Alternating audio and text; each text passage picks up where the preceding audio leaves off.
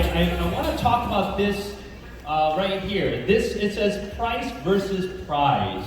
And I truly believe when the prize is worthwhile, we are willing to pay the price. Would you guys agree with that? Yes. Right? You just are not incentivized in the way that you want to. So what we're talking about is you can have $1 million dream with a minimum. You can't have $1 million dream with a minimum wage work ethic. Everybody wants to win, don't they? But the moment you got to do this thing called work, you go, oh, I don't know about that. See, when we see an opportunity, the word opportunity is because not everybody sees it as such. So in this word opportunity, you're going to find three types of people. The first of which are thieves. What are thieves? Thieves want to put in nothing and wants to gain the world. They don't want to work for it. She works hard for her money. She's saved money. I want to steal her money because I don't want to put the work in. That's a thief.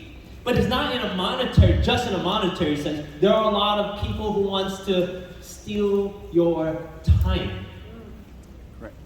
They want to give nothing in return, but they are okay with the fact that they are always taking your time. And we haven't realized that yet. And we keep giving. We keep giving. Remember going back to time, the one commodity that we can never put a price tag on, and we are allowing people to steal our time because they give nothing back in return. And I don't just mean in over eyes or anything like that. I'm talking about you want to feel good when you invest time with people, don't you? What about this? Gamblers. Gamblers want to put just a little bit and gain the world. Isn't that the way the lotto system works? You want to put $2 in to win $1 billion. That is a lotto mentality, and a lot of people come into Primerica with the lotto mentality. You want to just show up to trading. What's the minimum I have to do to win in this business? Why are you asking that? That's the wrong question.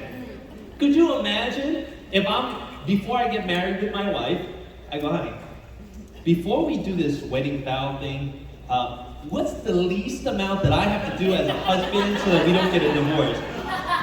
I mean, could you imagine how is that wedding starting off, that marriage starting off, right? Imagine going to your employer and saying, boss, listen, what's the least amount that I have to do before you fire me? Just tell me the minimum. But that is a gambler mentality. You want to gain the world and put very little in. But what we're looking for the champion. And here's the definition of a Primerica champion. As long as it's morally right and ethical, you are willing to do whatever it takes to get the job done. How many champions do we have in here? I don't know, is that me? Whatever it takes, as long as it's morally right and ethical. And it goes back to price versus prize. If the prize is worthwhile enough, are you willing to pay the price? So let's talk about what's the price. What's the price that you're actually willing to pay? Time? Are you willing to invest the time, put in the time, so that you can get this or that? What about money? Are you willing to invest money? Well, listen, if I told you that I could give you $1 million, but you had to invest $100,000, how many of you guys would do that? If it was guaranteed, how many of you guys would do that? If I told you you had to invest $1,000 to get a guaranteed $10,000 back, how many of you would do that? See, if the prize is worthwhile, you're willing to pay the price in the context of money here. What about your pride? Are you willing to put your pride in your back pocket if the end goal was worthwhile? Are you? What do you think? Comfort. Are you willing to put comfort aside if the prize was worthwhile? And these days, it's all about comfort, isn't it? Convenience. It's so much easier to do an appointment on Zoom than it is to actually do it live, isn't it? It's comfortable. And you can do business on Zoom, But I'm telling you, and you can quote me on this, you cannot build a long-lasting business just on Zoom. That's right. Change. Are you willing to change your routines? Are you willing to change your demeanor? Are you willing to change your behavior? Are you willing to change certain things if the prize was worthwhile? Convenience. How much you are willing to pay is dependent entirely on what it is that you want. Do you want more time? So are you willing to give up time now so you can have a lot more time later? Are you willing to put your pride in your back pocket to make more money? How much more money? Well, it depends. Pride, security. Think about all the things that it could be for you. But I don't want to speak to family. This is the big ball and chain, right? Here are the limitations. I won't prospect people I don't know. No, I'm not going to talk to. This is where I draw the line in the sand. I'm not going to talk to that person. No, I'm not going to do it. Then it just means that the prize, is not worthwhile enough for you. Will not work on Sundays. No, Sunday's my day off. Sunday is family day. How many of you guys have heard that before, right? See, you're not willing to put that work or that inconvenience because, once again, I believe that the prize is not worthwhile. Will not be accountable. I'm a grown adult. You mean I gotta report to somebody else? No, I ain't gonna do that. No. I guess it is not as valuable for you. Will not push someone else to do it. Now, here's the question. Has anybody ever been to an auction before? An auction? Right? When you are in an auction, can you get it anywhere else? No. What does it mean to you to win?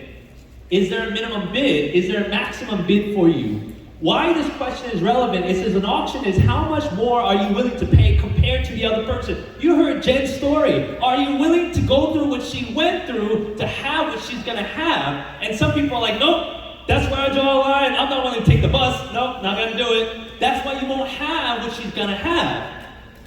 See, an auction says this. If you look on eBay, anybody know what these are? I bet you know what this is, right? Louis Vuittons. These shoes, you know, with the red bottom insoles, right? Look at the price on these shoes. $8,000 for a pair of freaking shoes. The guy's like, no freaking way. Some of the ladies are like, oh, you know, if I had the money. If that is what you want, what is the price that you're willing to pay? People go, nah, it's too rich for my blood. Let me get some hand-me-downs or some auction-off sale Louis Vuitton. $89. Anybody want a Louis Vuitton for $89? Well, you gotta understand there are conditions for this. Stains on the insoles and sidelining may be washable. Faint spots on upper. See, you get what you pay for. What about this? A MacBook.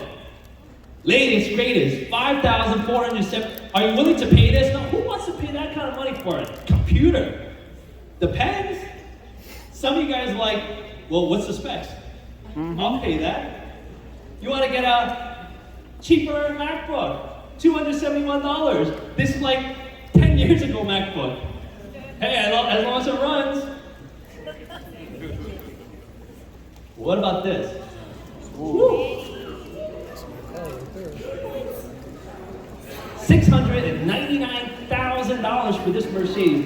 Who needs to be spending that kind of money to drive around in a car like that? You got the money, why not?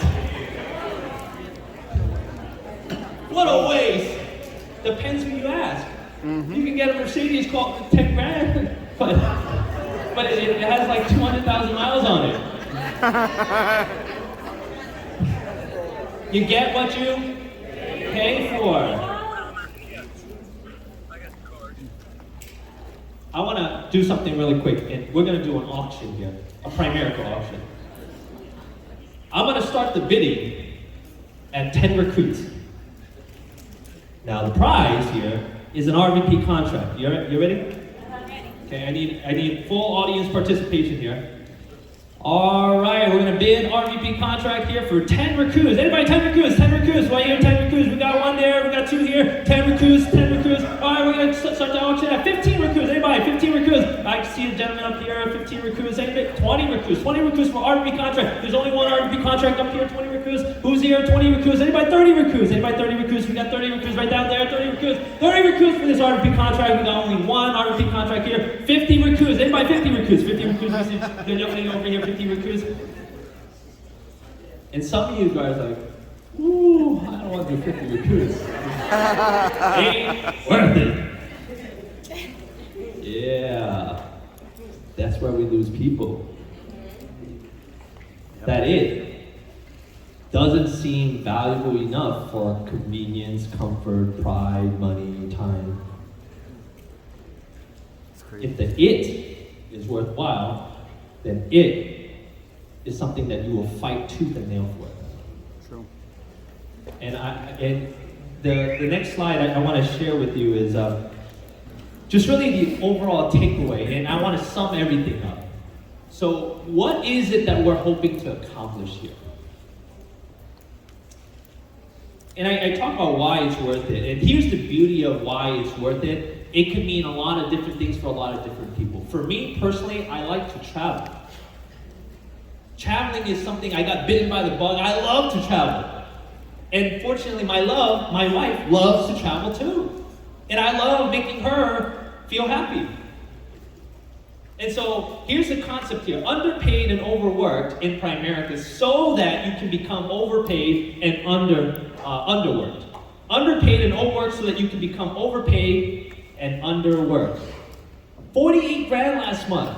I almost feel guilty for that. Because I know I didn't work the way I used to when I first started this business. We have to ask ourselves, what are we compromising? And I'm going to blow by this, right? But it says money, security. Like, I see a lot of people, they say, money isn't everything. Okay, well, at your job, how much is job security worth? No, I'm pretty secure. I'm a teacher, I've got... Well, what about the people you work with? No, the people I work with isn't so bad. What about the hours and the flexibility of working? Yeah, I can take off, whenever I want to. It's not that bad. What about the room for growth? See, you can justify where you're at to be comfortable where you're at, but somewhere in here, contribution to society, recognition and appreciation, somewhere in there's something that you have to compromise at a job. I don't care what kind of job you have, whenever you work somewhere, you're going to have to compromise one area of those 8 right there. But why not have it all? See, I live in New York, and we get to take advantage of New York. We go into the city. It's a beautiful day. I say, hey, honey, let's go to the city. My wife loves shows. I get to do things for her. We get front row, we get to go to the opera, we get to be cultured and all that stuff. I didn't grow up with that. That wasn't something in my family routine. In fact, we go on family vacations and we literally slept in the car because my dad's justifications, we make better time doing that. It's true. I never stayed at a resort. I never stayed at a hotel. That wasn't our thing. I didn't even swim until I joined Primerica. Believe it or not, this is a true story. I learned how to swim through Primerica. I went on company trips and I went into the pool every time. That's how I learned to swim. So these kinds of things, these kinds of luxuries, I did not grow up with it. Thank God for Primerica. We get to travel. We were in Iceland. Glamping. It's a thing. It's got like outlets inside, a nice bed inside, right? I can't rough it that much. But northern Iceland, remote area, it's incredible. Get to go to Scotland, Rome, Scotland. What's in Scotland? I don't know. I want to go to Scotland. Why not? It's beautiful, by the way. Beautiful. Things we get to do. London, Paris, and by the way, I brought my sister-in-law, and I'm like the coolest brother-in-law that, I get to be that. Some of you guys, I get to be that example, that role model. She's not married yet, and the goal is she marries successfully. Someone that treats her well, that is successful in their own right, that they don't have to struggle for money. I get to be that example. And then I got to bring my parents, get to travel with my mom and my dad. And like I said, the way we used to travel, we never went to any resorts or hotels. I get to give back. We came to this country, the land of golden opportunity. My parents worked for 35, 40 years to raise my brother and I, to sacrifice everything. They came to this country with nothing. They sacrificed everything, convenience, friendships, everything, so that they can survive here in this country to give us an opportunity. What would it look like if I did not succeed after the sacrifice that they've given up? I get to give back. We took them to Hawaii, and it's expensive Hawaii, especially come from New York. And I would say to my dad, hey Dad, just order whatever you want on the menu. And my dad's like, really? My dad loves steak, by the way. It doesn't matter where we're at, he's always ordering steak. We're in Hawaii. I'm like, Dad, come on, order something else. My dad's like, I want a steak, right? So we get to do things like that for our parents. And now my dad, he's got a habit of he's a big Apple fan. So he loves everything Apple. He goes to the Apple store. My dad has broken English. He barely speaks English, but he goes to the Apple workshops, right? And he's just through it, right? He loves everything Apple. And one of the things, and this is just a small little thing. I'll show you a video of that. But I got a chance to buy my parents a car, which is just cool experiences, right? We went to. I said, Dad, any car you want. And my dad's like, I want an Infiniti. I'm like, Infiniti, come on, you don't want a Mercedes, a BMW? He's like, I want Infiniti. Because in his mind, I guess something was ingrained in him. When he made money, he always wanted to buy an Infiniti. He just had that lodge in his head. He thought it was a luxury car that he wanted. He wanted an Infiniti. I said, Dad, whatever you want, Infiniti. So we went to the dealership and we just got him an Infiniti. And my dad, he's playing with the navigation. He loves technology. He never was able to afford the latest, greatest technology. So we're able to provide stuff like that for him. I want to show you a video. We can get the sound up. This, by the way, this was Christmas, and my dad's been asking for a MacBook for a long time. So, whatever he wants, right?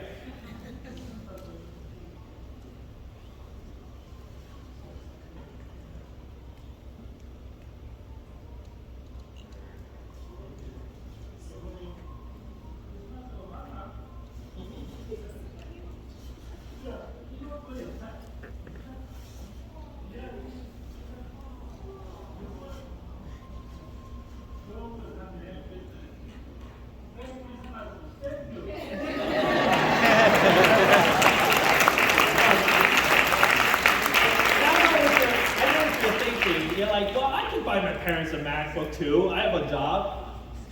No, that's opening up Pandora's box, by the way, okay? Because, my dad, just on the way here, he texted me, he's like, I lost one of my AirPods.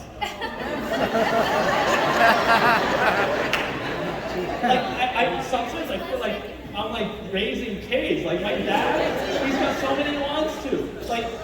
I looked at the bill and he just downloads apps. What is this? What is this? Seriously.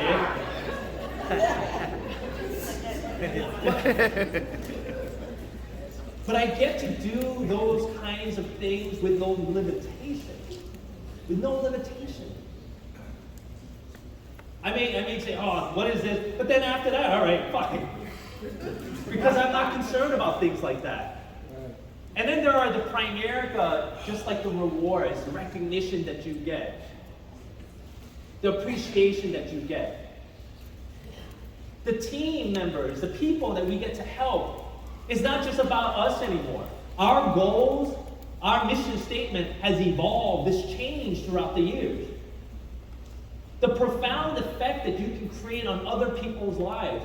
When I first joined Primerica, it was about me. It wasn't about the crusade. It wasn't about helping mankind and humanity. It wasn't about that. It was just about me. But once I started getting what I wanted, I realized it was so much bigger than that. You see, in this Primerica journey, if I said that the amount of pride that comes along with having accomplished the things, the goals that you set out to. Nobody can give you that. Nobody. It's irreplaceable. The amount of pride of accomplishing something great is priceless.